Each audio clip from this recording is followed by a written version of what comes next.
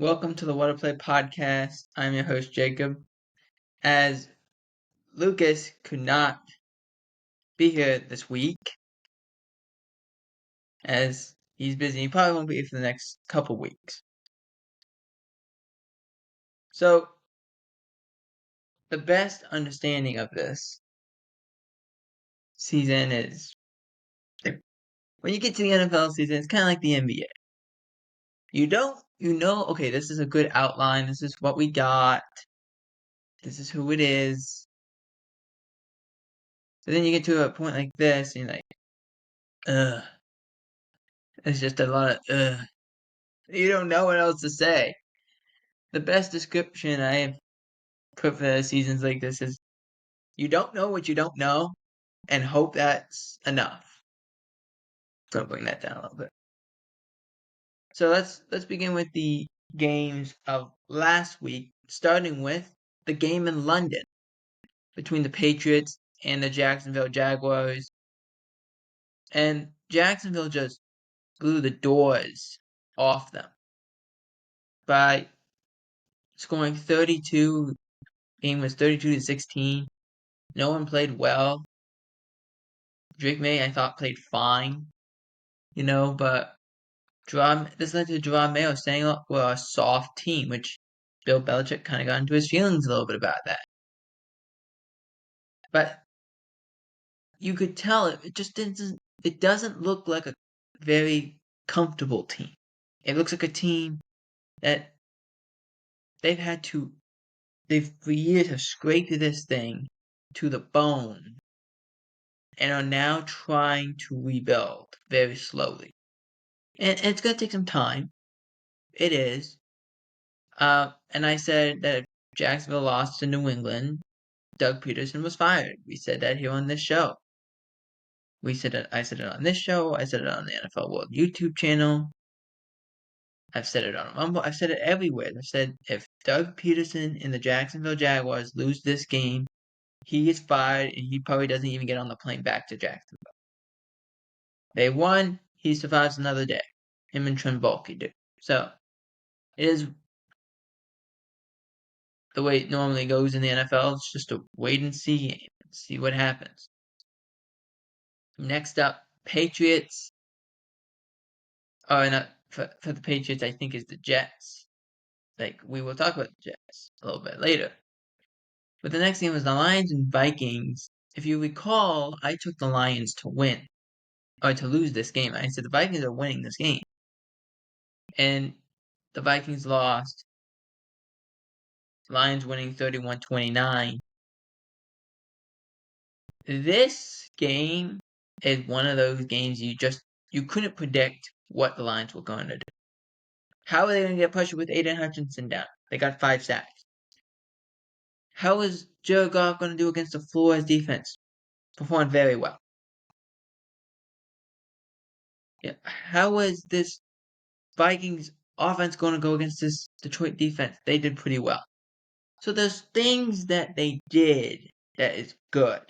It's just you got the Vikings, who we will talk about a little bit in this news portion, of playing twice in 4 days is hard.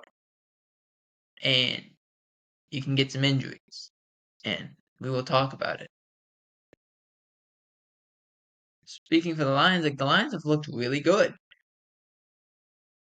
The Lions play a really tough game, a very tough style, but they are very dependent.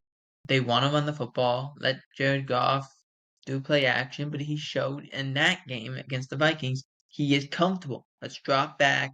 Let's go against the pressure and perform. And they did. They were down in that game at one point. And then it kind of went back and forth. They had the lead. They had a 10-point lead. The Vikings came back. They had another 10-point lead. The Vikings came back. So it's just, let's see what happens come November and see where we can move on from here. Next up, Chiefs 49ers. Chiefs winning this game 28-18. And the game, look, everyone got banged up and for the 49ers. You had Trent Williams throw a punch. He got ejected. Deebo Samuel was sick, didn't play a whole lot, played 4 snaps, ended up having pneumonia and had to go to the hospital for a day to get fluid out of his lungs. Brandon Aiyuk tears his ACL. Christian McCaffrey's not playing. The offensive line is getting banged up. Brock Purdy doesn't look good.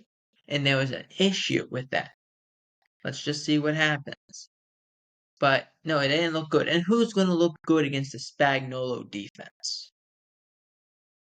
When you have Steve Spagnuolo as a coach, he's a dominant coach. They said this on the Monday night, I think it was Monday night, between the Chiefs and the Saints, and they said there's times that even though players don't know who's coming, and so they make the wrong play, instead of staying in coverage, they blitz, and they do it a few times because you don't know. Everything could be anything.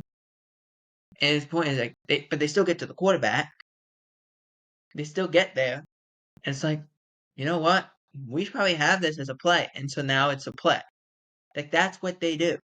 They are so good at chaos that it forces teams to play the way they want to, the way the Chiefs want to play. And that's not a position you want to be in. As bad as you can say the offense has been for the Chiefs, that causes issues. When you can't do the things you want to do on offense, it's hard. And I'll leave it here for a second. But to end this conversation, the best way to put it is your team, you script your first 10 or 15 plays. That's what you do. It's hard to win a game when you script your first 10 or 15 plays and the other team scores points and now you're down before you even out of your script. Or it's hard to have your scripted plays and you have no success because the scripted plays are designed so the plays would work against this defense and they're not working. That's hard to deal with. In this game, no matter what the 49ers did, the Chiefs had an answer. And the 49ers defense had an answer early against the Chiefs offense. They just couldn't keep it together long enough. Guys get tired. It's too hot. They're going 100 miles an hour. It's hard. But it's hard to get when you're in your scripted plays and you're not able to move the ball or you're turning the ball over. It's hard. It's really hard. That's kind of what was going on. That's the best example I can give you. Now let's move on. Oh, I didn't put the score down here. Whoops. Ravens vs. Bucks. The score was 41, I think 31. 41-31, I think. Hold on. Let me grab that real quick.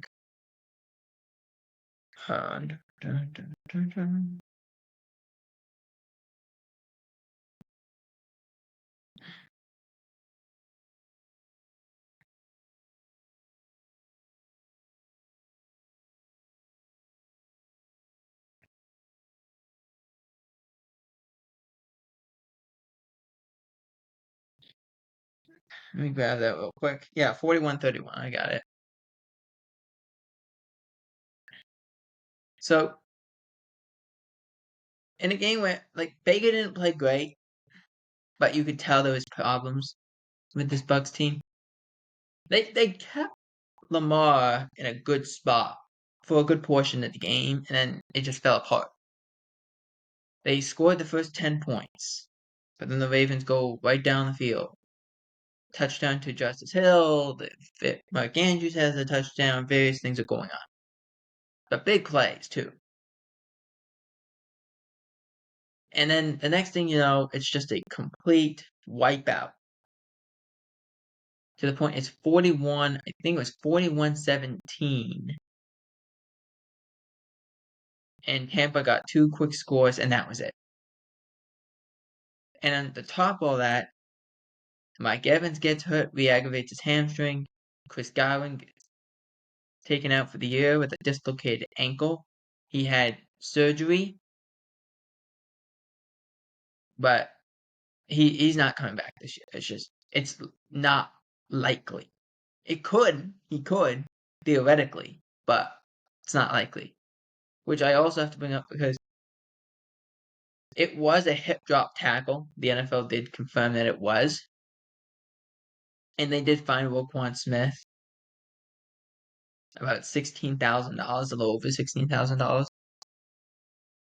It's kind of ridiculous though. You put this in the mind of, okay, we're gonna fine or suspend or penalize you for this, but then not do it. You didn't penalize Roquan Smith when it happened. You just did it now. If you watched the game last night between the Vikings and the Rams, there's a face mask that the refs just miss. It becomes a safety. The refs just miss it and give the Rams the 2 points instead of saying, wait, no, there was a face mask there. It should be first down, 15 yards downfield. That's not what happened. So, bottom line is, we lost the game because of this. Not completely, but you can't go and say we hadn't lost. We did. We did. It was still in reach, and now it's not. So, it doesn't help just find the guy after. If you're going to throw the flag, throw the flag. If you're going to call that a penalty, call it a penalty. If it's not, it's not. But stop wasting guys' time. Guys are looking for the flag and they're not getting it. That's what they're looking for. Plain and simple. Next up, Deshaun Watson did in fact tear his Achilles. He is done for the year. It's kind of a sad ending for Deshaun. It really is. Because you probably think this is his last game in Cleveland in some way. They still owe him $92 million. So, how does that exactly work? And who's willing to take him if he doesn't just outright retire? You know, who knows? But it is a little. The best way I can put it, when you made this deal with him, you thought you were getting Houston Deshaun Watson, not this Deshaun Watson, who played in 6 games the last 2 years. He's played in total of 12 games the last 2 years. That's it. That does not help you at all. And I think if you go back, I think it was 3 years he's been here. In the 3 years he's only played, I think, in about, I want to say, anywhere between 17 to 18 games. That's not a lot. Well, in a 18 of, let's say 17, let's say. Well, no, it would be 18. So 18 of, I'm doing quick math here, 54? 18 of 54 is not good. That's like not even, that's not half. That's not even,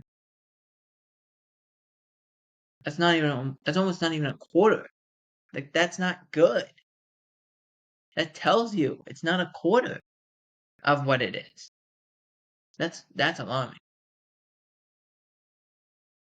So, it is a sad end. It is. For a lot that's happened, especially in recent years, this is a sad end. As we talked about, Brandon Aiyuk suffered a torn ACL and MCL. Actually, I didn't add the MCL part. They didn't determine if there was or wasn't any more damage in his knee.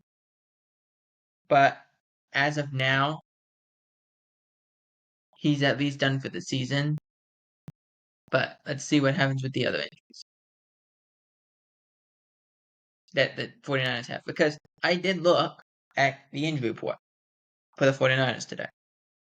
About a half hour ago, I looked at it and I said, okay, it looks like Debo, who was limited yesterday, and George Kittle was limited yesterday, could go, but it doesn't look like Jawan Jennings will go.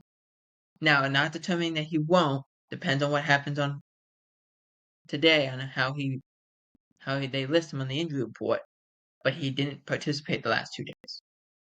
So they're definitely going to be shorthanded, but they could at least be down 2 wide receivers. But having Debo there, even if he's not at full capacity, is a lot better than not having him there at all.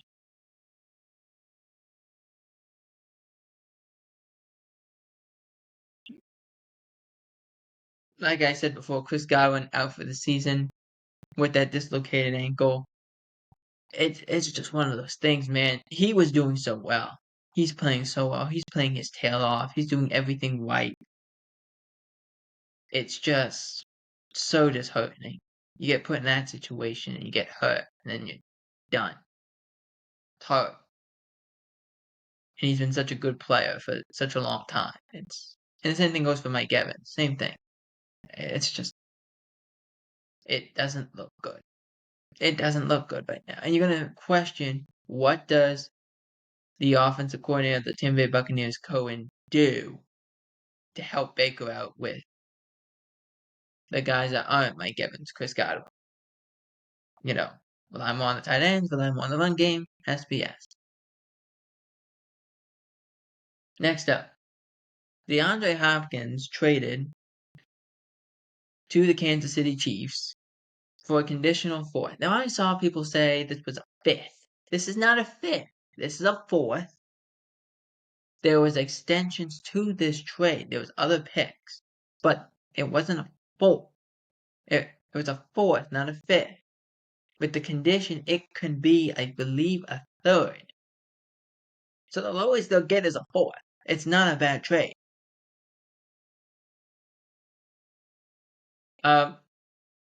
Also, conveniently, Sky Moore, the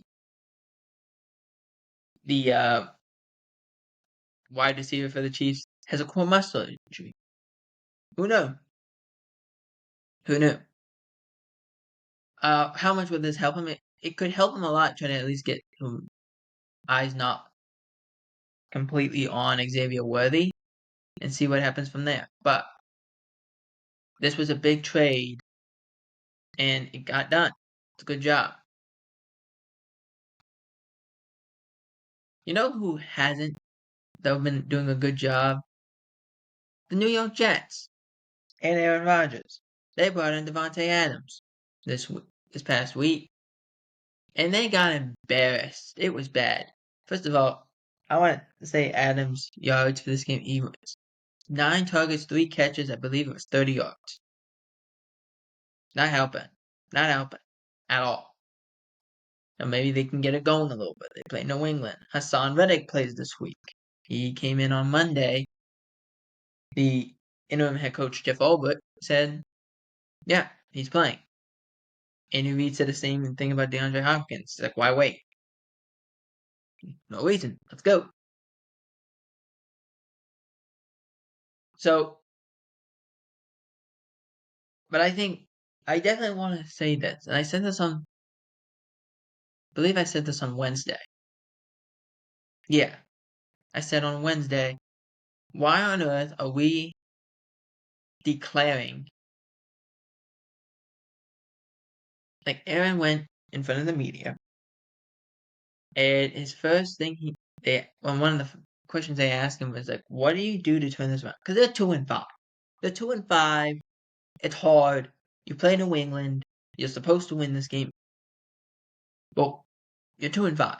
With a New York media that is not, they're very unrelenting in terms of things that they say and do. And sometimes they can be very harsh. They have playing patty cake with him. They were playing pillow fights. This is ridiculous. It's very soft questions for a team that's 2-5 and the quarterback has not played well. The quarterback has played horrible. Let me say that again. Horrible. The quarterback has been playing horrible. They have been horrible. They can't move the ball. They run the ball well, then they get away from it. I don't know why. This is not. You see a lot of teams, they can't run the ball. The Cowboys can't run the ball. They try. They can't. The Jets can't. They get away from it. Don't know why. I don't know. Doesn't make sense. You got to run the ball. Run the ball 30 times. They've run it 15 times in 2 games. 15 against the Bills, 15 against the Steelers. It's unacceptable. Can't happen. Run the ball 25, 30 times. Let Aaron throw the ball 20, 25 times. Call it a day. You want to move the ball? That's how you got to do it. It's not hard. That's what makes your offensive line look better than it has been, and that's what makes it will open it up a little bit. You're not running the ball. You're making it so hard for yourself. There's no reason to do that. It's not like you can't run the ball. You choose not to. It's not the same thing. But that's on Aaron too. There's only so many heads that can roll. But back in the media part of this, they're 2-5, and the reporter asked Aaron, how do you get this ship right? He says, well, number one, we should stop listening to you guys. Okay, weirdly to think. Okay, because that's normally a locker room thing of it's only us. We only believe in each other. No one else believes in us. That's a very us against the world mentality. I get it. That's a locker room thing, so I get it. But then he says the second thing, which got me like, what? That doesn't equate to the first thing at all. He's like, well, we got to be accountable. I'm like, Aaron, I'm not disrespecting you here. I'm saying this. You're the least accountable player that I have seen in recent memory. And you're the quarterback. They're going to follow you. Forget, oh, well, they're going to do this, they're going to do that. No, they're going to follow you. You're Aaron Rodgers. You're the quarterback. Some could also say the head coach. I'm not denying that. It just doesn't have the title. But that's on Aaron. Get the guys. You're Aaron Rodgers. You, Devontae, who just got there. Hassan, who just got there. CJ Mosley, Quentin Williams. Get into a room. Hash this thing out. Get everyone else in a room. Hash it all out. And let's go. It's not that much to ask for. There's no leadership on this team. And the coach is having to sit there because you fired his predecessor when they were doing pretty good. And now it's going completely bad. Like, at least, yes, we were losing. But we were losing in a way that, okay, we were tight in games that we were playing well. Now we're just playing awful. He's terrified for his job. He doesn't know what he's doing. You gotta find a way to fix that. You got players that aren't doing their jobs. Get everyone in the room. Figure it out at every level. You take Aaron, you have Tyron Smith over there. You have Morgan Moses over there. You have Devontae Adams over there. You have CJ Mosley over there. Hassan Reddick just came in the building. He's been here for not even 35 seconds, but he's in the building. So let's get him into a room. Let's get Quinn Williams in a room. Let's get Quincy Williams in a room. Let's get all these guys in a room. Let's hash it out. And then let's bring everyone else in. Hash it out. Bring the coaches in. Do the same thing. Hash it out and let's go. That's it. They aren't doing it. They're not playing together. They play. It's like Damian Woody said it's a great roster, but it's not a team. That's 100% accurate. You brought in all these guys to fix the offensive line. They're not playing well together. You brought in Aaron Rodgers last year. He got hurt. He's starting. He's not played well. You brought in Devontae Adams. He did not play great against the Steelers. You brought in Breece Hall, Braylon Allen over the last few years. Braylon Allen this year.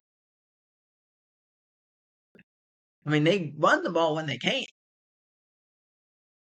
They aren't given opportunities. The defense can't stop a pass or a run. John McKay used to have a great saying, we can't stop a pass or a run, otherwise we'd be in great shape.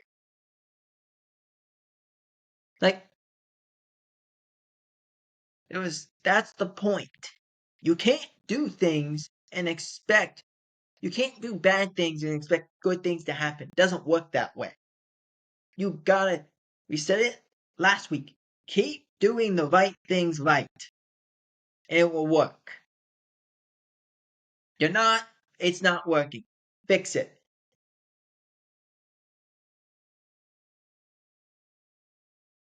Talk about a team who has kind of fixed it a little bit is the Philadelphia Eagles. They played the Giants last week. And Saquon Barkley ran for 170 yards and a touchdown. That should be the Eagles' offense. I don't care they have A.J. Brown. I don't care they have Devontae Smith. I don't care they have Dallas Goedert. I don't care they have Jalen Hurts. Saquon Barkley is the guy. Go. Run it.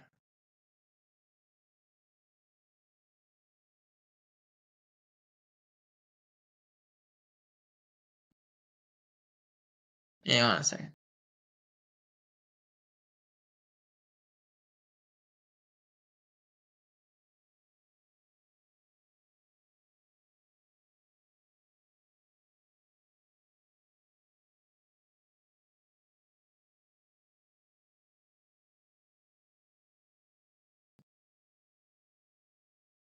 So,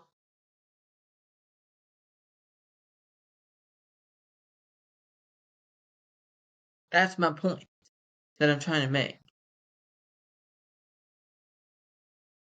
You got teams like this, like the Eagles, run the ball. Just run it. You can't throw the ball really anyway. You struggled with that. Run the ball. Just run it. Run it. Run it. Who cares if you can throw it? Do that. 14 attempts for Jalen Hurts. Run the ball out. You should enter this season with the mindset of we can run the ball whenever we want. We don't have to throw it. That's the mindset. And until someone proves you wrong, do it. Just run it over and over and over again. That's got to be the mindset.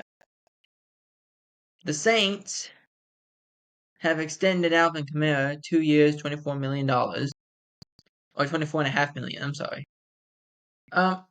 People say, well, that's a lot. Yes, he was going to make this money, though.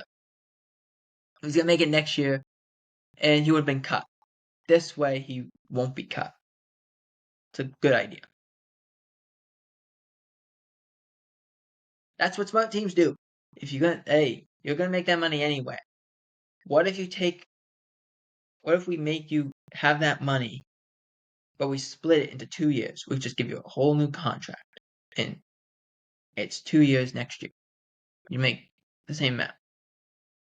Okay, fine. Players are willing to do that. Teams just don't do it.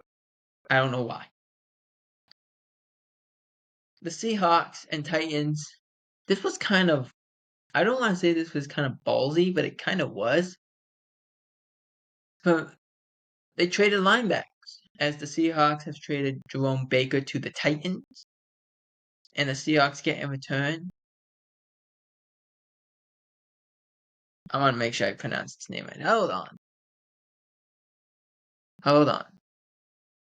Hang on. Let me get this. I had this name down earlier in the week. I just didn't get it down. Hang on.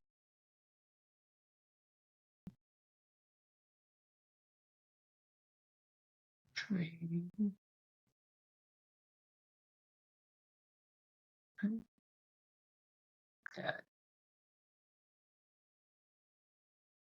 There we go. I got it. So, and they traded, the Titans did, Ernest Jones. So, Ernest Jones, the reason I say this is a ballsy trade is if you look at Seattle, they're kind of 4-3. They're hovering around. They started really good, and now they kind of lost a little bit, but they hovered back. They beat Atlanta. The Titans are at best right now. Ernest Jones also played for the Rams. So it's like, okay, Seattle, I see what you're doing. You're trying to get back what they did to in grabbing Bobby Wagner from you guys. Okay, I got it. We're good. Of course, this is sportsmanship. I've never seen a sport where they don't have sportsmanship like this. This happens all the time. It just does. Now, this was kind of unsportsmanlike. Detroit Lions wide receiver Jameson Williams suspended 2 games for PED use. He has accepted the suspension. He says, I'm still trying to understand why, which it's pretty easy. When you have PEDs, that means you took something that was either a steroid or had steroids in it. That's usually how it works. And normally when you get suspended, you're given a window of time to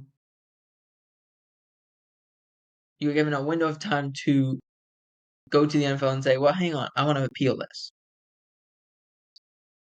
But really, it's a 2-game suspension. Would you really want to miss more time just to do that? Nah, just accept it. He's not going to be able to play against the Packers, but other than that, take it. Don't worry about it. Next up, Tua returns to practice. Well, I should specify. Tua has completed the concussion protocol. He has been concussion protocol for 45 days. He will not wear a guardian cap, which is the cap that some players are wearing over their helmets supposed to protect against concussions. Tua says, no, I'm not wearing it. Which we told you in the beginning from NFL Network, this came out about Tua wanting to play again this year. Didn't know when, but he wanted to play. Now it happens in week 8, 45 days after week 2. And the Dolphins need him. They were running out of quarterbacks. They really were. Because Tua's been out. Skylar Thompson was out. They put in Snoop Huntley. He got hurt. Now it's Tim Boyle. That's not exactly a welcome home gift. So,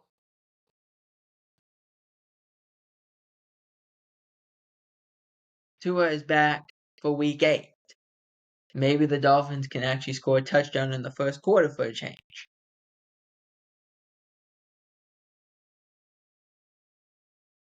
See what happens. I want to bring this up too. So Andy Dalton was in a car accident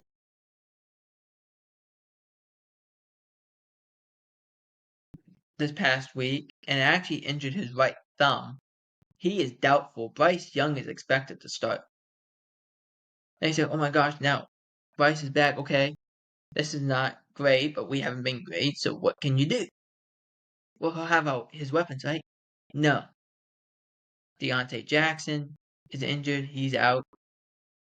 And Adam Thielen, he's out with a hamstring issue.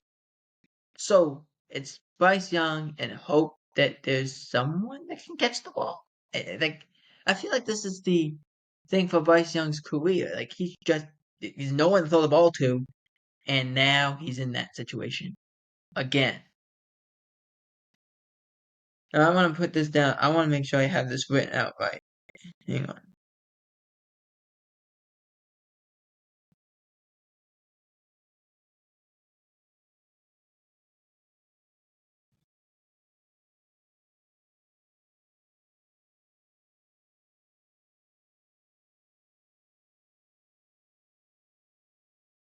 Hang on. I just want to make sure I got this right. Okay. Yes. So Robert Saleh is back in the NFL in a quote-unquote fluid role with the Packers. Now, what does that exactly mean? Well, it means he's been doing a lot of things as he joins friend Matt LaFleur in Green Bay. Let's see what happens with that situation. But Saleh's a great coach, finds his way to Green Bay. Maybe he can help against Detroit. Excuse me. Giants owner was talking about Brian Daboll and Joe Shane, the GM and head coach, if you do not know. He says they are safe.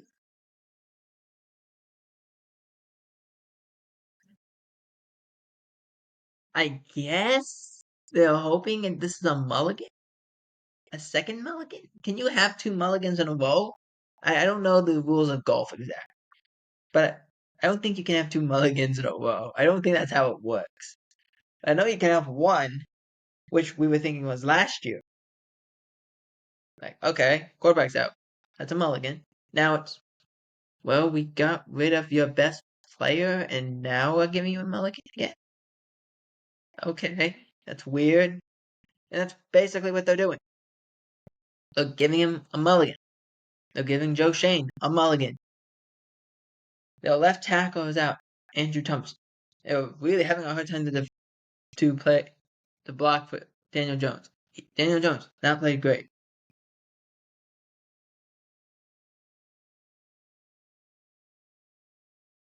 Like that's the best way I can explain it for you. Haven't played great. Now I want to grab a few things here from the. So let's first begin with the Vikings playing the Rams. They played the Rams. Didn't play great. I didn't think the Vikings did. They nearly won. Again, like you played the Lions and then you played the Rams team that got back Cooper Kupp and Puka Nakua. It's hard. It's really hard to see what happens from that perspective. But with Puka and back and Cooper Kupp back, like that makes it a lot harder. And the Vikings defense didn't do a good enough job. But the thing that we have to talk about, Christian Darrisaw out after getting rolled up on right before halftime. Knee injury. Out for season. Surgery after MRI. Like that's disheartening. That's your best tackle. And he's gone. Your best offensive lineman, and he's gone. They already had Dalton Reisner was not playing in this game. Now you lose Darisaw. That's a. If you've ever seen people get slapped in the face, that is basically the equivalent of that.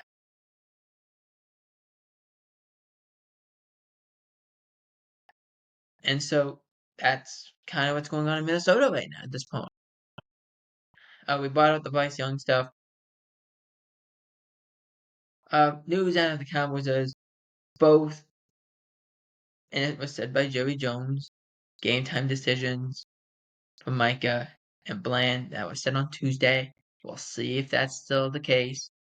But news that came out today was Mike McCarthy was at his daily press conference on Friday, which is, I shouldn't say daily. That's not exactly what is intended. It's conferences. You're given 3 days to talk to me. Wednesday, Thursday, and Friday, and then you obviously talk to them after the game. You don't have to use all of them. The Cowboys choose to. So McCarthy was up on talking to the podium and said, look, I like what Dalvin's been doing, and he looks ready. That's something that Cowboys fans have not heard since Dalvin Cook has been here, and the offensive line has not been great in the run game either. So these are things that need to be discussed. Could he be moved up? We'll see what happens, but I think if you're a Cowboys fan like me, you're hoping something just creates a spark at some point. There's no spark here, and this is not good.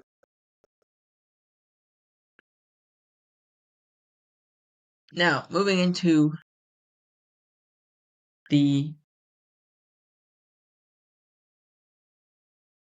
Week 8 preview portion of the show. Ravens vs. Browns. +9 for the Browns. Jameis Winston is starting. I would take the Browns if they had someone to throw the ball to. So with that, I'm taking the Ravens. Because I also don't think the Browns can really stop the run consistently against Derrick Henry. So I got the Ravens. But it'll be a fun game to watch, I think. I got the score 24-17 Ravens. Next up, Jets vs. Patriots. +7 for the home team in the New England Patriots. I got the Jets. The Jets should win this game, and they should win big. If they don't, we have a lot more questions than answers for this Jets team, because you bring in Devontae Adams, you brought in Hassan Reddick this week to end his holdout. You should win this game. Let's see what the Patriots show up as, but you should win this game. Next up, Titans vs. Lions. -11 for the Lions is a lot, as the Titans are still actually waiting on quarterback decision. They have not made a decision yet. Is it Will Levis? Is it Mason Rudolph? Who I really think it should be Will Levis at this point. If he's your quarterback of the future, that's what you're going. But also, you don't want to get him killed against this Lions team. Against the Titans offensive line. So, with saying that the Lions win this game pretty easily, I think the score is 31-7. I'll give 7. Next up, Chiefs vs. Raiders. +10 for the Raiders. Deandre Hopkins first game. Maybe Travis Kelce gets to do something this week. Maybe the run game is consistent this week. Maybe we can get something. But I do think if the Chiefs lose a game this year, it will be at one point in their division. But not today. Not today. The Chiefs win this game, but they get a scare put into them. They get a scare. Chiefs win 28-24. Last game. Sunday Night Football. Cowboys vs. 49ers. 5.5 for the 49ers. We'll see if Debo goes. We'll see how healthy he is if he goes. How much does he play? A really banged up team for the 49ers. A pretty banged up Cowboys team too, even though they're coming off the bye. I just kind of want to see what happens here. It's who thought this when we got into the last week of October that the Cowboys would be 3-3, the 49ers would be 3-4. Who thought that? Whoever had that, I mean, I don't know what. Did you it was like 1,000 to 1 shot.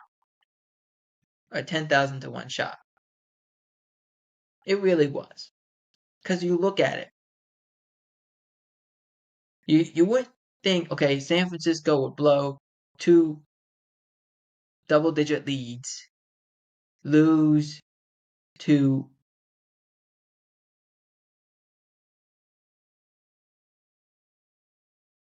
two teams in the division in crazy ways, not have an offense against the Chiefs. Like, no one could predict that. So I do think that needs to be said. But until the Cowboys actually beat the 49ers, I'm taking the 49ers to win this. Maybe it sparks something. Maybe Dalvin Cook actually plays and he plays well. Who knows? But at this point, I think it's important to say until the Cowboys beat the Niners, which this might be the time to, I am taking the 49ers over the Cowboys with the score of 31-14.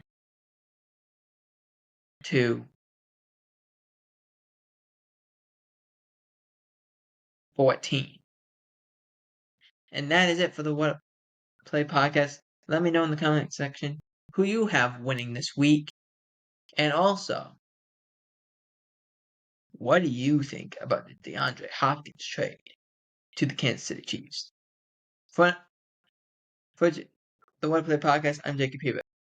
We will see you next week.